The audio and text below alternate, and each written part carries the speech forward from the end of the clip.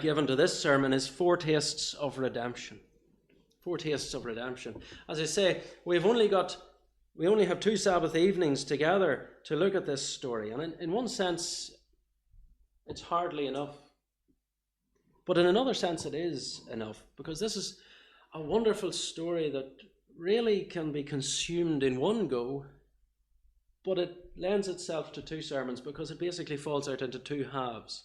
And so this evening we're going to look at the first half. And what we'll see in these chapters is that the wisdom of Chesed is displayed in foretastes of redemption. The wisdom of Chesed is displayed in foretastes of redemption. And so our first point, as you can see on the screen, is gone but not forgotten. Gone but not forgotten. Verses 1 to 6 of chapter 1. The story begins with a famine. And we're told 4 little extra bits of information surrounding this famine. In the days when the judges judged Israel, that's the first point, a man named Elimelech left Bethlehem to sojourn in the fields of Moab. Now, the irony in those 4 bits of information is utterly profound. In the days of the judges, there was no king in Israel. The name Elimelech means my God is king. Bethlehem means house of bread. In the days when there was no king in Israel, in the days when everyone did what was right in their own eyes, the man whose name means my God is king did what was right in his own eyes. He left the house of bread due to a lack of bread, and he went to the fields of Moab. The whole scenario, when we see it like that, it's just so tragic. But it serves to highlight the futility of Elimelech's search for rest. Now, it's very hard for us to condemn Elimelech for what he did. Famines are terribly hard to endure. If you know there's food elsewhere, why would you stay put and watch your family starve? It's so much easier to live in Moab than to die in Bethlehem. But the thing is, this is no ordinary famine. This is a covenant famine. Different rules apply. Yes, it looks the same as a famine anywhere else, but it came for a very different reason. It came as a curse from God for the covenant breaking of his people, for their idolatry and their wretched wickedness against him. And if it came for a different reason, then it required a different response from the people. The correct response was not to run. The correct response was to repent. The correct response was to turn back to God, forsake idolatry, and live as he had commanded. The faithful thing to do would not have been easy, but the faithful thing to do would have been right. Psalm 33, verses 18 and 19, which we sang together, it shows the correct response. It says, "Behold, the eye of the Lord is on those who fear him, on those who hope in his steadfast love," or on his chesed, "that he may deliver their soul from death and keep them alive in famine." That would have been the correct response. But Elimelech had other ideas. Off they go. Elimelech, Naomi, and their 2 boys. They reach Moab and they settle in. They put down roots. The boys marry Moabite girls, Orpah and Ruth. No, it's not Israel. But surely the search for rest in Moab has paid off, hasn't it? The search for rest ended in disaster. Within 10 years, within 1 decade, both Elimelech and his 2 boys, Mahlon and Chilion, were dead. It was to avoid this very outcome that Elimelech and Naomi left Bethlehem.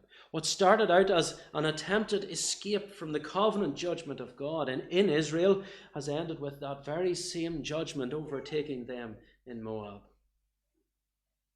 But there's collateral damage as well. There's not only 1 widow, there's 3.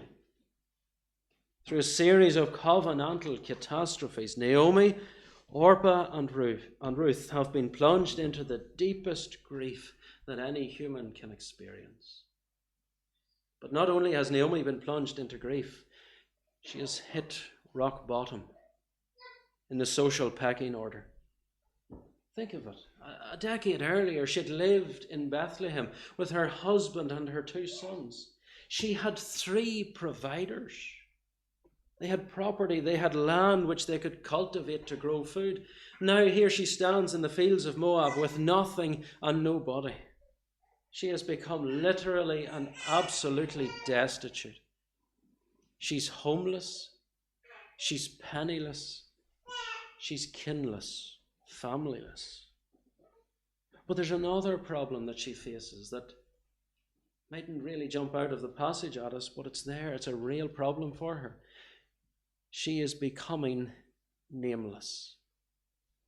For the people of Israel to have a lasting name was vital. A perpetual and everlasting name was a sign of blessing from God.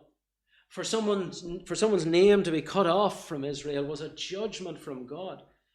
If you want to see that, read Numbers 27 and Joshua 17, and it gives the story of the daughters of Zelophehad. They knew the danger of a name being wiped out in Israel. The reason that a lasting name was so important was because it was part of the covenant blessing that God promised to Abram in Genesis 12 verse 2. And there God said to Abram, I will make of you a great nation, and I will bless you and make your name great, so that you will be a blessing. The one whose name died out in Israel, the one whose name was cut off from Israel, was one who did not receive the blessing which God promised to Abraham.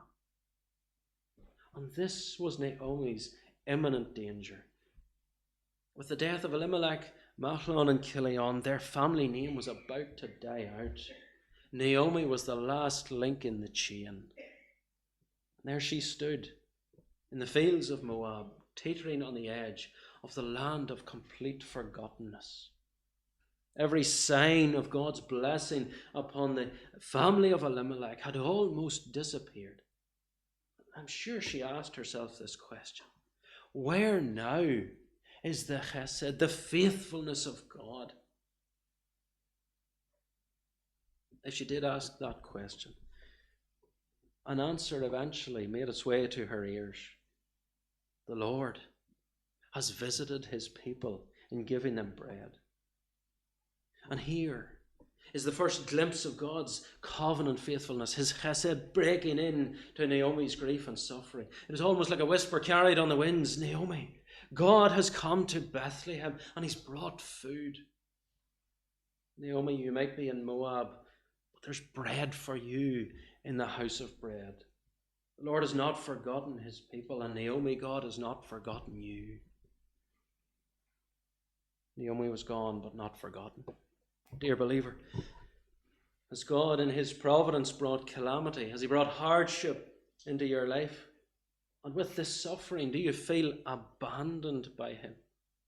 Do you feel like you're in some sort of exile from God's presence? Dear believer, be assured that God does not forget you. His covenant love, his faithfulness, his loving kindness will never abandon you. God does not cast off those who trust in him. He doesn't remove his hesed from those who rest in him. Wherever you are, if you are one of his, he has not forgotten you. There is bread for you in his presence once again. Another foretaste of God's redeeming covenant love, his chesed, is found in verses 6 to 22 of chapter 1. Bitter, but not empty. Bitter, but not empty. As Naomi hears of the shelves being restocked in the house of bread, she gets up, and with her 2 daughters-in-law, she heads for home. And the rest of chapter 1 is taken up with mainly 3 distinct conversations. The first conversation takes place some way down the road towards Bethlehem. And you can imagine the thoughts going through Naomi's mind as they trudge along. Memories are fading, hopes are dashed, dreams are shattered, questions are brewing. But then all of a sudden her mind turns to her daughters-in-law. And she says, hold on a minute. Why bring Orpah and Ruth back to Bethlehem? Surely that would assign to them a fate worse than mine. To be widowed at home is bad enough. To be a widow in a foreign country where foreigners are looked down upon, and that's even worse. So she pleads with her daughters-in-law to return home. She prays that the Lord would deal kindly with them and grant them rest in the home of a husband. Naomi prays for God to bless her daughters-in-law with his covenantal loving faithfulness. She uses that word, chesed. She begs them to stay at home, to return to their mothers' homes. Conversation pauses. The three women break down in tears. And through their sobs, the girls insist that they will stay with Naomi. But she won't have it. There's no point in going back with her. She can't provide what they need. Husbands. Again they weep. And Orpah slips away. She kisses Naomi and she goes home. But we're told that Ruth clung to her. She wouldn't let her go. Naomi desperately tries to convince Ruth to return after Orpah. She says, look, Orpah has gone back to her people and back to her gods. Go back with her. But Ruth replies with an impassioned plea in verses 16 and 17 of chapter 1. But Ruth said, do not urge me to leave you or to return from following you. For where you go, I will go, and where you lodge, I will lodge. Your people shall be my people, and your God my God. Where you die, I will die, and there will I be buried. May the Lord do so to me, and more also, if anything but death parts me from you. Naomi, don't force me to leave you. Let Orpah go back to her people. Let her go back to her gods. They're no longer my people. They're no longer my gods. Your people are my people. Your God is my God. And then Ruth binds herself with a solemn oath. She invokes the name of the covenant God, Yahweh. And she said to Naomi, may God do so to me, and more also, if anything but death parts me from you. Naomi, if I leave you, may God strike me down dead. There's hardly a statement found anywhere else in Scripture uttered by a human being apart from Jesus Christ that is more profound than this. One writer has said that this statement intimates the deliberate choice of a heart which belongs in the first place to Yahweh, the God of Israel, and which has learned to count all things but loss for the excellency of this knowledge. This statement of Ruth, she was born a daughter of Moab. But this confession of her faith displays that she has by faith become a true child of Abraham, the father of the faithful. Naomi is left speechless. Ruth is determined. She has bound herself to Naomi, to Israel, and ultimately to Yahweh, and so they trudge on in silence. The last conversation in this chapter takes place in Bethlehem. When Naomi and Ruth arrive, the whole town is abuzz with excitement. Naomi has returned, but Naomi's going to have no party. Don't call me Naomi, which means pleasantness. Call me Mara, which means bitter. She left full. She had family, security, rest. But the Lord has sat in judgment and testified against her. And his punishment has brought bitter calamity upon her. She maintains that the Lord has emptied her.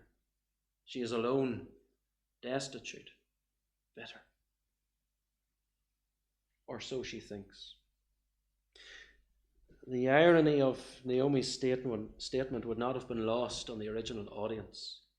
The name Ruth means refreshment, satiation. It conveys the idea of fullness. Naomi seems to be blinded to the fact that Ruth has pledged undying covenant faithfulness to her. And little does Naomi realize, but Ruth will, in time and in God's providence, live up to her name. Through Ruth, the Lord is bringing and will bring fullness to Naomi. Ruth will be, and indeed already is, the channel of God's covenant faithfulness, of God's chesed in Naomi's life. Dear child of God, in your suffering, be careful to notice the covenant faithfulness of God coming into your life through the covenant community, the church family of which you are a part. As you suffer, the church is vital to you.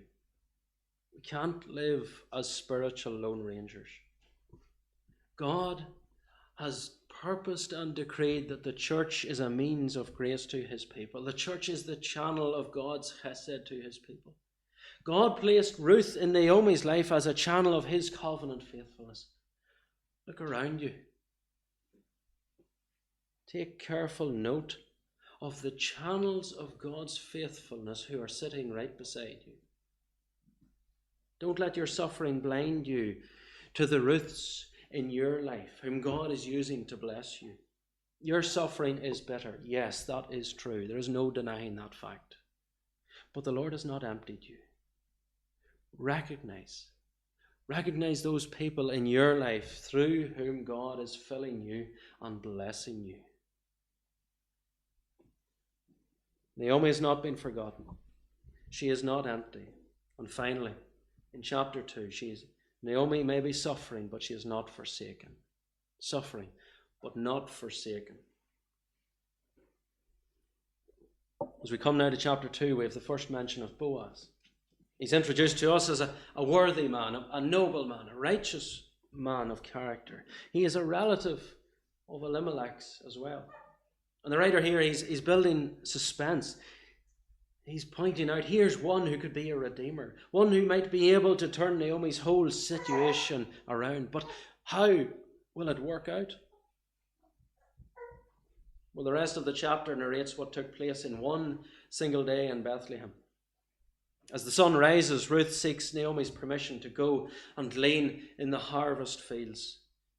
Ruth here demonstrates that she knows the law of Moses. She knows that in Deuteronomy the people were told that any grain that fell to the ground during harvesting, and even a sheaf that was left behind by mistake in the field, it was the property of the foreigner, the widow, and the fatherless. And Ruth knows that she fulfills each and every one of those qualifications. And so with Naomi's permission, off she goes to glean. And the writer in verse 3, he has a very interesting, if not curious, way of explaining how things developed that morning. In verse 3, he says, Ruth happened to come to Boaz's field. And in the way that the Hebrew is written, it's as if he was saying with a twinkle in his eye, as luck would have it. Now, he's not being superstitious. It's his tongue-in-cheek way of saying, in case you hadn't noticed, God is directing this whole saga. It's so ridiculously obvious to us, but the actors in the story are totally oblivious to what God is doing. But Ruth is busy gleaning in Boaz's field. The sun is rising. It's getting hotter. As the reapers reap, they raise the choking dust. The work is back-breaking and sweat-breaking. But Ruth labours on. As Boaz himself enters into the field, we hear another conversation. Boaz greets his workers with almost like a high priest. He says, "The Lord be with you." And then the reply from his workers shows what they think of their boss. "The Lord bless you." Boaz is a worthy man, and everyone knows about it. As Boaz looks over the field, and as he sees the work that's going on, his eyes fall upon Ruth. She doesn't blend in. She's conspicuous. And he asks his foreman, "Whose young woman is this?" Now, the question isn't a reference to ownership, but it's a question of identity. Which clan does she belong to? I don't recognize her. The foreman identifies her as the Moabite who came back with Naomi from Moab. He doesn't give her name. He just identifies her as the Moabite. She's not one of us. She's one of them. But Boaz doesn't share the prejudice of his foreman. He goes to Naomi, to Ruth, and he talks to her. And he addresses her directly. And I'm sure Ruth and everyone else who would have been within earshot almost fell back with shock at his opening words. In verse 8 he says, my daughter, a stranger, a foreigner, a Moabite, and you call her your daughter? But Boaz just keeps heaping kindness upon kindness. He tells Ruth to stay in his field and keep close to his reapers.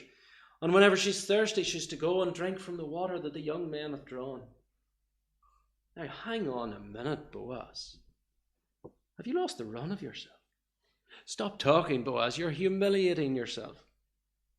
Has Boaz become besotted by this Moabite woman? Are these romantic gestures? They're not. Far from it.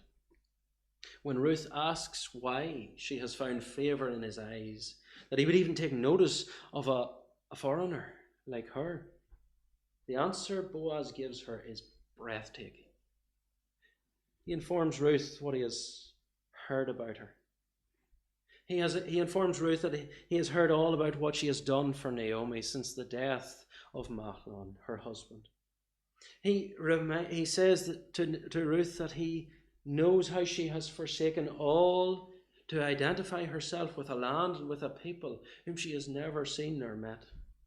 And for all of this he prays that she may receive a full wage and a full reward from Yahweh, the God of Israel, under whose wings she has come to take refuge. What's utterly breathtaking about this is that Boaz uses language to describe Ruth's actions which remind us of what the Lord told Abram to do in Genesis 12. What did God say to Abram? Go from your country and your kindred and your father's house to the land that I will show you. And then when Boaz says that Ruth has taken refuge under the wings of the God of Israel, his words make us think of Exodus 19, where God says to the Israelites, you yourselves have seen what I did to the Egyptians, and how I bore you on eagle's wings and brought you to myself. Boaz's servant, he laid great stress upon the fact of Ruth being a Moabite from Moab. She's not one of us. But Boaz sees something different. He sees the true reality.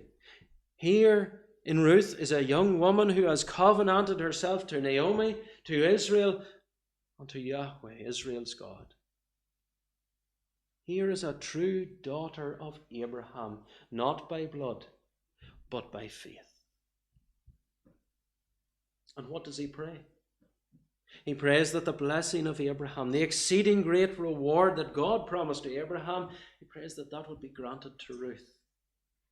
Little wonder then in verse 13 that Ruth acknowledges that Boaz has comforted her with his words. Boaz has stooped. He has humbled himself to speak to a Moabite woman. Not only that, but to pray that the blessing of Abraham would be hers. This strong man has taken the position of weakness, and he has comforted and strengthened the weak.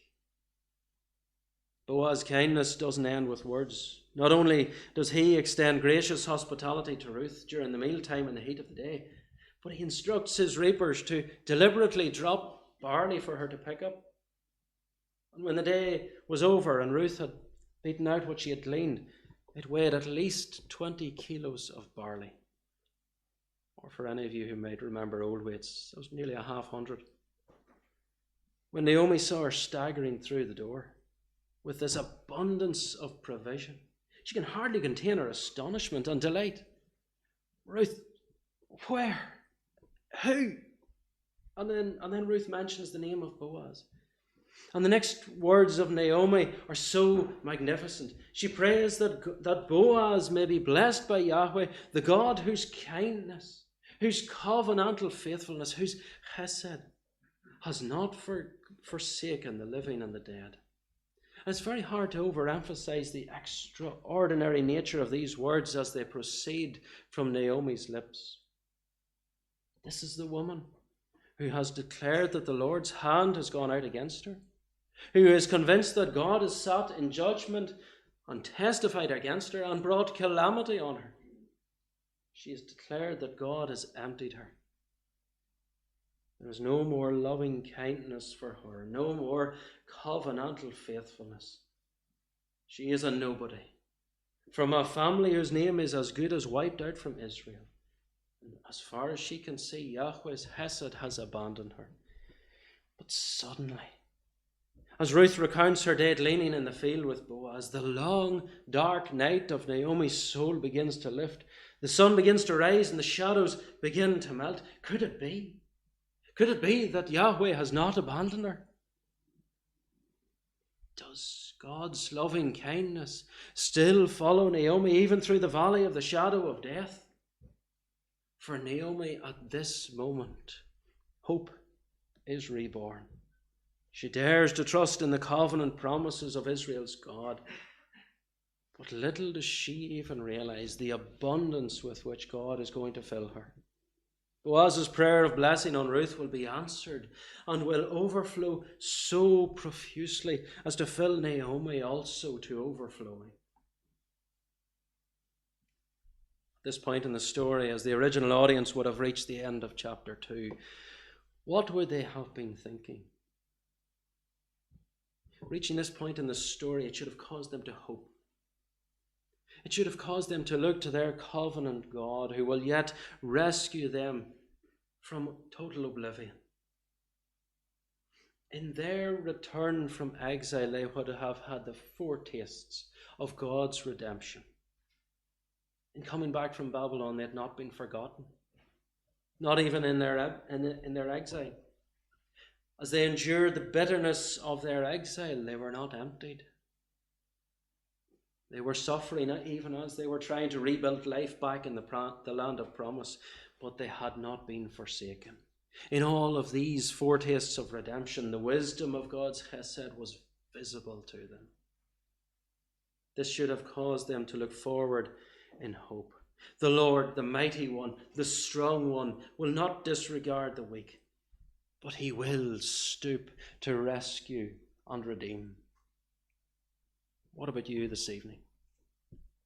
As we end at the end of chapter 2, you might be of the opinion that you're far too far gone for God. You're out of God's reach, you think. Nothing could be further from the truth. The Lord does not forsake his people. His covenant faithfulness reaches to the weakest saint in the depths of their suffering. And what happens next in the story?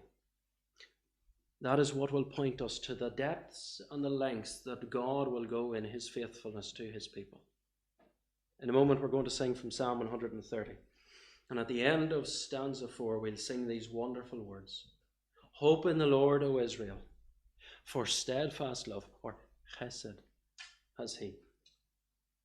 As you think of all of the covenant faithfulness of God that is visible in your life, let this cause you to hope in the Lord, for his chesed, his covenant faithfulness, has no limits for his people. Amen. Let's stand together for prayer.